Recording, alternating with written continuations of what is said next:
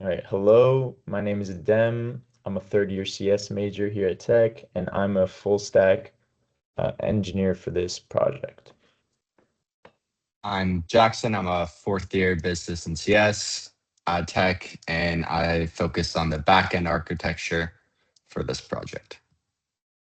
Hi, I'm Mike Treya. I'm a CS major here at Tech, second year, and I'm the Scrum Master for this project. My name is Nathaniel. I'm a second year CS major at Tech, and I am the front developer. Okay, now that we got the introductions out of the way, welcome to our chapter 1 of our CS 2340 project. We're walking through 3 design patterns we used or could use in our MyApply project. One is facade, 2 is template method, and the last is strategy. The project is a Django web app that helps job seekers tailor resumes to job postings using the OpenAI API and map data for commute awareness. It supports 2 roles, one being job seekers and the other being admins. Today, we'll show exactly how we map these patterns to our architecture and user stories. Let's start off with facade, because it's already very visible in our code. So, quick definition, the facade pattern is a structural design pattern that provides a single, simplified interface to a complex subsystem. Instead of exposing all the intricate details of multiple components directly, the facade acts as a gateway. It wraps the subsystem and offers a clean, unified entry point. If we didn't use facade, every view would have to manage OpenAI calls, extracting job requirements, scoring experiences, guardrails, ATS scoring, and token tracking. The facade hides that complexity and makes backend work testable and maintainable. Now, let's dive into this strategy and let me show the exact implementation. So this is the services.py Python file and the tailoring sub app. And specifically, we'll be looking at the agent kit tailoring service class. So this class is a very long one and it exposes one public method, run workflow. And this is the embodiment of this facade design pattern. So the view just calls the run workflow while everything under the hood gets orchestrated. So if we scroll to that run workflow method, you can see that it coordinates everything all behind one surface call. So first it handles fetching job data. It securely retrieves and processes all the relevant job description information, whether the user input a job description text, like the raw text, or a URL containing that job description. Then it builds a job profile, synthesizing the raw data into a structured representation of key requirements, skills, and experience for that job. And it collects experience snippets, extracts relevant pieces of the candidate's professional history that most align with the job profile. It scores them, it algorithmically assesses the quality, relevance, and impact of each experience snippet against the job criteria, and then it generates resume bullets via OpenAI using generative AI to transform scored snippets into compelling achievement-oriented bullet points to maximize chances of hearing back from that application. And it applies guardrails. This is a critical quality assurance step, ensuring the generated content is accurate, appropriate, adheres to standards, and is actually aligned with that user's experience graph. Next, it calculates the ATS score, estimating how well the resulting resume will be parsed and ranked by the application tracking system. And then it records the token usage, meticulously logs the resource consumption of the generative AI steps and debug logs so we can see specific errors if they occur. And it's all hidden behind one surface call, that run workflow method. So all processes are seamlessly executed and managed via a single high-level function call. And that caller is extremely clean. So if we go to that tailoring session viewset.create, you'll see that in the create call, we basically do the validation, then call the background processor, which calls the facade. So no other file needs to actually understand how many API requests happen or how retries are handled, because the facade handles all of that by itself.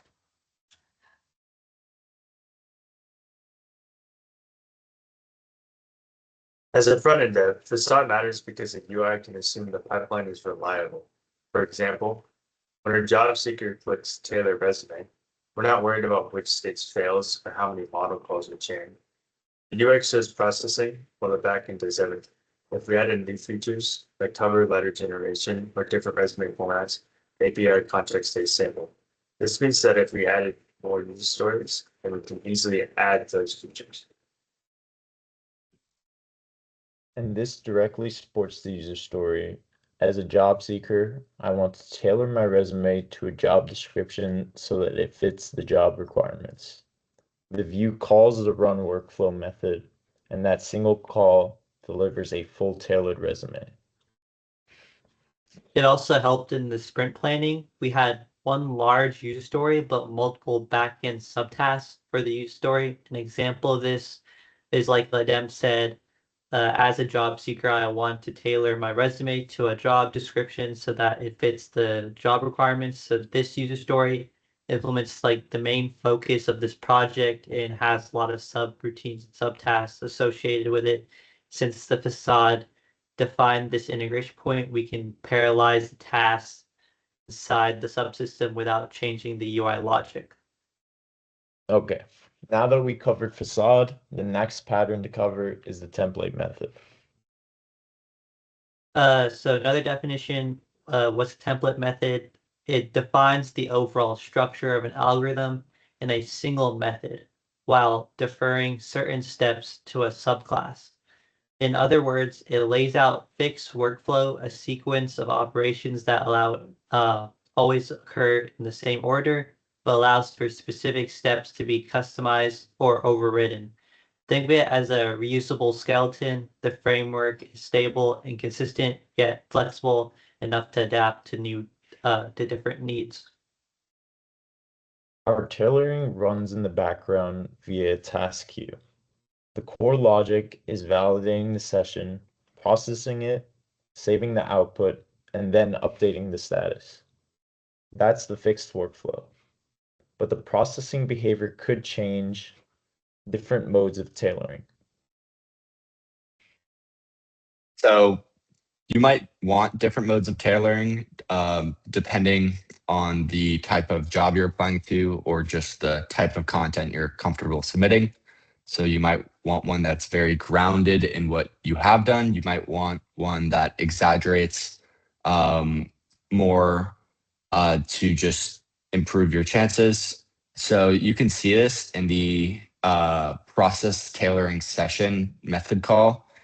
And this embodies the template method because it's a classic template for handling complex multi-step operations and is designed for robustness, long-term, and clarity as well for when developers are reading the code.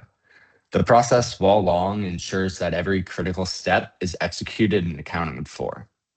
So first, this would be like load session, retrieving the necessary session data from the user to persistently store, including like their experience graph, and preparing the environment for the tailoring operation, such as making sure that the user has some tokens to be spent on the tailoring session. And it obviously includes the authentication, such as including conditionality for if the user is logged in. Then there's the validate state before beginning the more resource intensive processing, or mainly calling that run workflow method talked previously.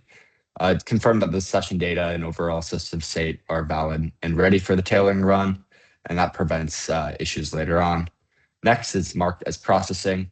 So when you actually run the workflow, you're almost immediately prompted to a new screen. And this was something that we did because the OpenAI API call, while relatively pretty fast, will kind of make the user hang at the loading page. So once we mark it as processing, we can change the view so that the user doesn't feel like they're waiting too long, and they're immediately moved to the next step of that tailoring pipeline.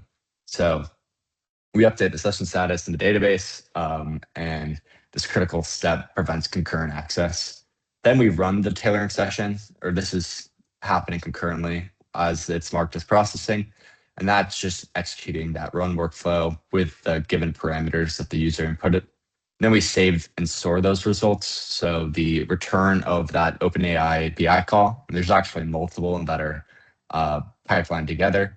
And this persists the final tailored output and any intermediary data as well, such as the original call to parse the job description from a URL. And if this operation involves some existing resources, those changes are committed here.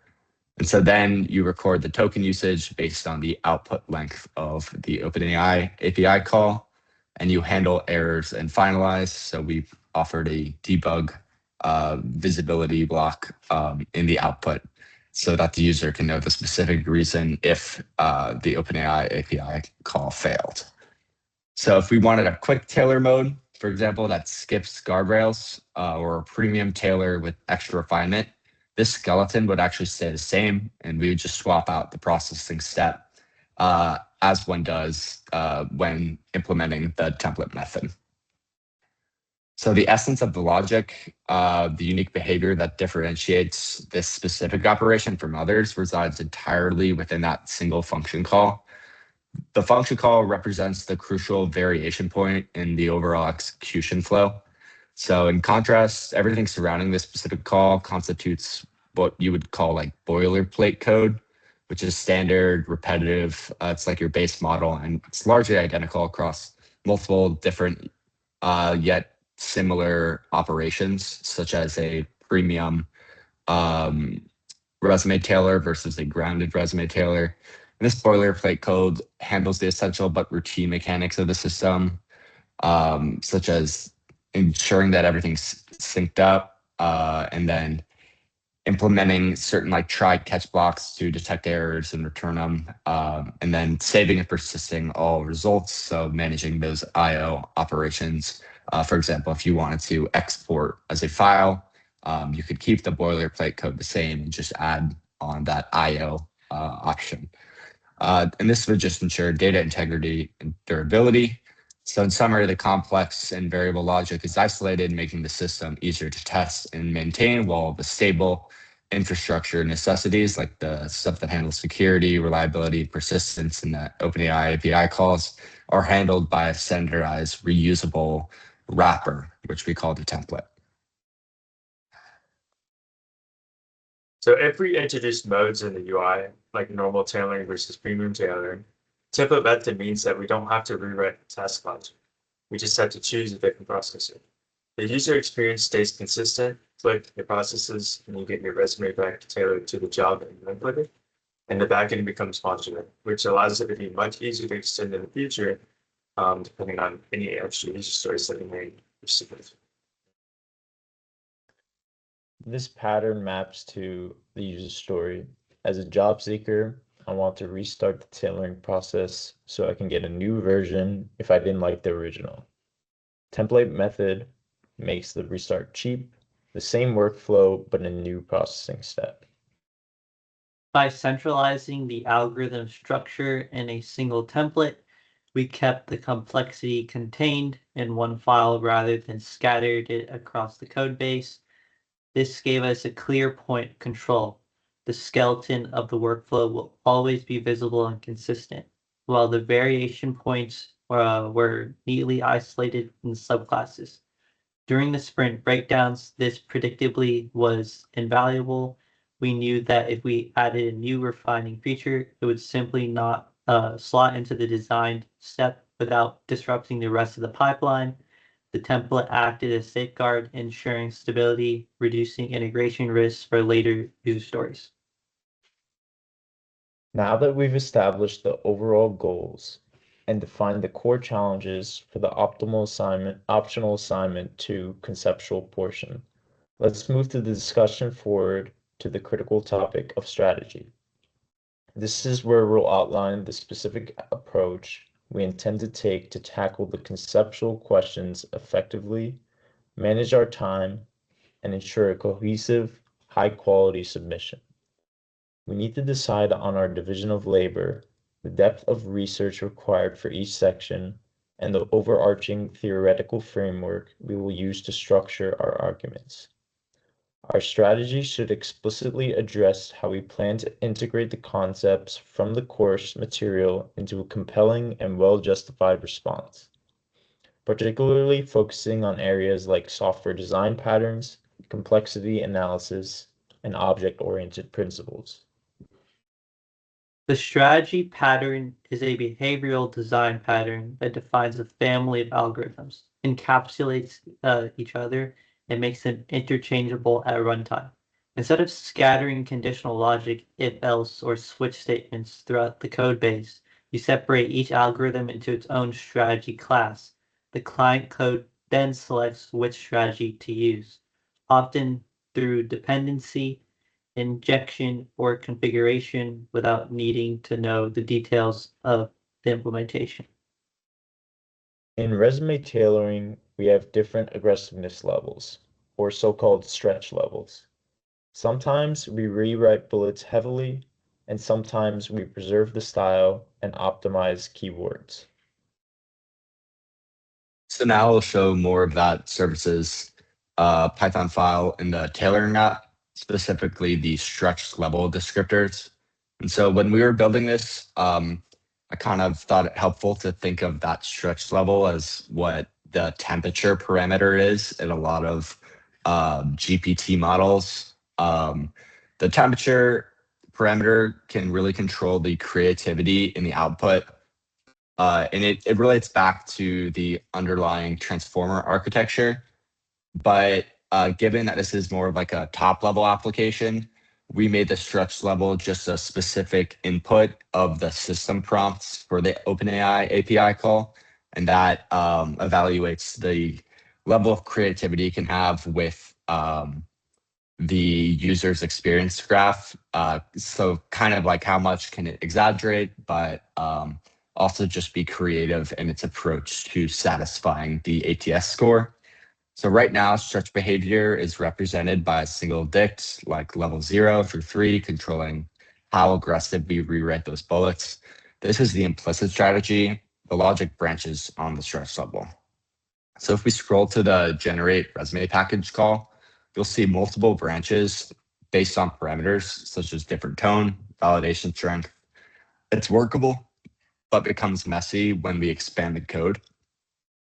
So the way we can use strategy to clean this up is it's like first we would tackle the problem by implementing a more refined and clean implementation using the strategy pattern, which would necessitate the extraction of each distinct strategy into its own dedicated class. So making the code more versatile and configurable. Specifically, this would involve creating the following separate strategy classes if we want to expand usability into these. So first would be like conservative strategy, encapsulating the logic and the parameters and weights for a conservative approach. And then standard strategy, which would be more logical, more grounded. Ideally, we'd have like a mean value that we would set the parameters and weights to.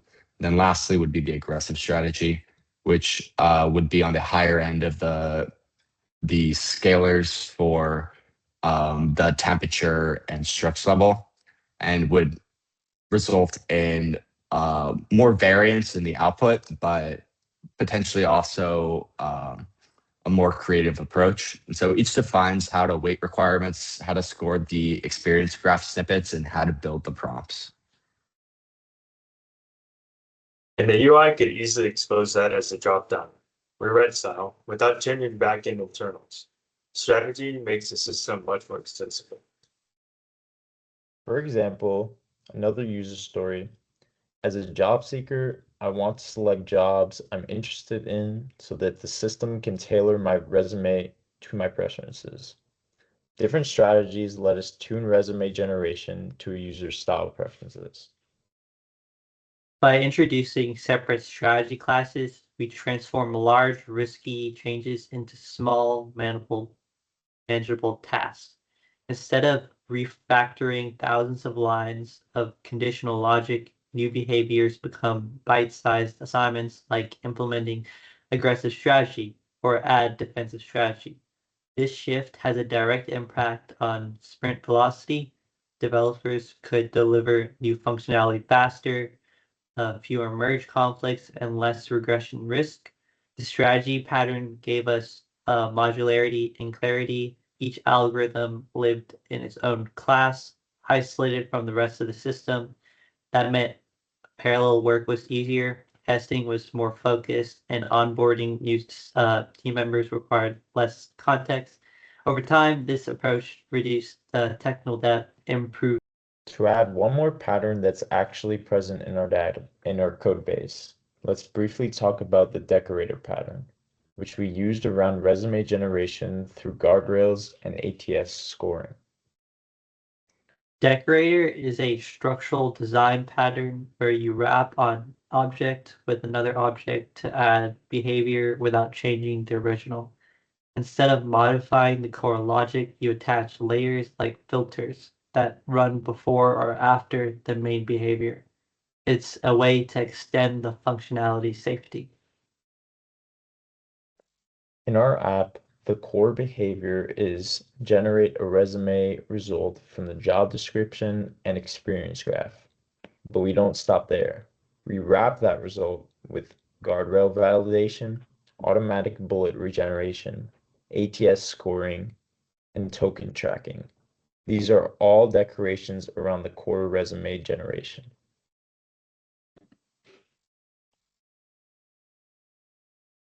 So now we can go to the services Python file again in the tailoring app and go back to that generate resume package method call.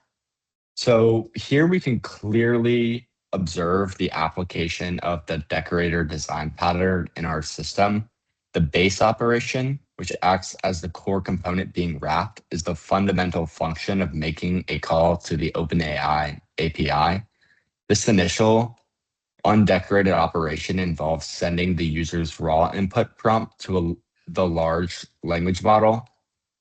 In response, the core system receives and structures the output into three distinct essential sections: a detailed section for the user's experience, a concise summary of their profile, and a complete listing of their relevant skills.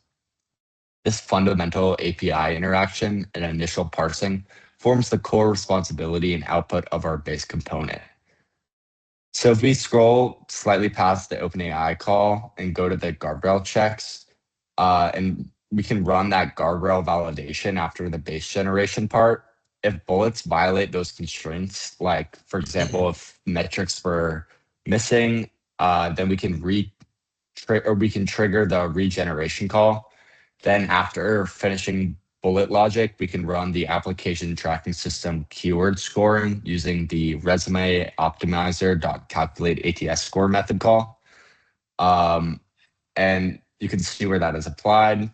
All these steps fundamentally decorate the base output. None of them change how we call the OpenAI API. It's just that if we remove the guardrails tomorrow, the generation would still work. And if we add a new decorator, for example, like plagiarism detection or excessive use of AI generated features in a resume to prevent detection, then we can wrap that result, thus decorating the system.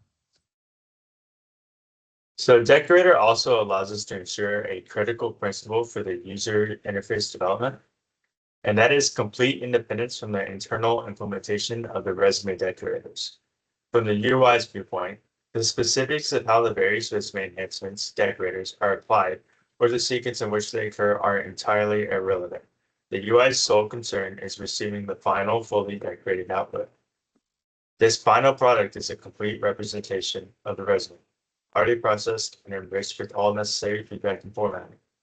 Specifically, when the UI is tasked with displaying the completed resume, It expresses single comprehensive output to include clean bullets and formatting, guardrail compliance status based on the user input, an ATS score, and token usage. To get more specific, the clean bullets and formatting will include the application of standard or enhanced stylistic elements to improve readability. The guardrails will include clear feedback on whether the resume adheres to defined structural or content guardrails. Examples are like limits, specific section requirements, such. The ATS score will be a calculated score indicating the resume's predicted performance against applicant tracking system algorithms. And the token usage will be a metric on the resources consumed during the generation or decoration project, which is our process, which is often crucial for billing or performance monitoring. The core takeaway is that this decorator pattern, in this context, serves as a mechanism to ensure the UI always receives the final complete product, effectively hiding any intermediate processing steps or the complexity of the decoration logic from the display layer. This decoupling simplifies the UI's development and makes the system more robust and easier to maintain, as changes to the director logic do not require corresponding changes to the display logic. And we can link this all to our user story. As a job seeker, I want an AI resume that meets professional standards. The decorator pattern allows us to stack quality improvements automatically. Therefore, the user gets a refined resume even if the base generation wasn't perfect. And this matters long term in the project. So if we want to add new behaviors like formatting the rules to specific industries, decorator avoids editing like a 300 line method. We implement one decorator class and wrap it. That keeps the code clean, and we can grow the features as we move on in the project and continue to develop it further. So to close off, decorator is a natural fit for our ML workflow. The core generation stays simple and everything around it can evolve. With facade, strategy, template method, and decorator, we've shown how design patterns shape both our architecture And effort. Okay, moving on to a quick comparison of all patterns. In one sentence, what's the benefit of using patterns here? I'd say facade is my personal preference, that it establishes one clean, simplified entry point for a complex subsystem, which is a major benefit for code reusability and performance in the long run as you add features. This is crucial for preventing architectural chaos during development and ensuring that we as developers own the underlying complexity in a single, well-managed location. So mine is strategy. Strategy allows us to effortlessly extend or swap out neighbor algorithms without requiring us to rip apart or modify the existing stable core application code. And it makes further extensions in the future, as well as just refactoring code much easier. I like template method. It gives like a base for what's going to happen next. It enforces a predictable and invariant high-level workflow across different implementation steps, while still allowing for the detailed concrete steps of the process to evolve independently. So parallel workflow and such.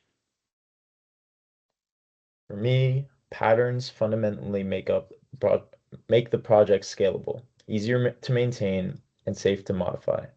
While we're only a student team, these patterns are exactly what a professional production team would use to manage and evolve large, critical ML backend features in a real-world system. And now to close off, that wraps up our discussion for Chapter 1. We've successfully demonstrated how 3 fundamental design patterns, specifically the singleton, observer, and strategy patterns, are not only relevant, but also actively utilized within our current project's architecture. This was backed up by examining concrete code examples and tracing their implementation. Moving forward, Chapter 2 will pivot our focus from initial design to long-term sustainability and quality. In this next segment, we will delve into critical topics such as code smells, which are surface indicators of deeper problems, the essential practice of refactoring, which is the disciplined technique for restructuring existing computer code without changing its external behavior, and test-driven development, also known as TDD, an evolutionary approach to development that combines software design, coding, and testing. Essentially, Chapter 2 is dedicated to understanding how to maintain this project, ensuring it remains clean, reliable, and easily adaptable for future development and scaling. Thank you all for your attention and engagement during this first chapter. Okay, so I'm fairly certain this is basically exactly like 20 minutes.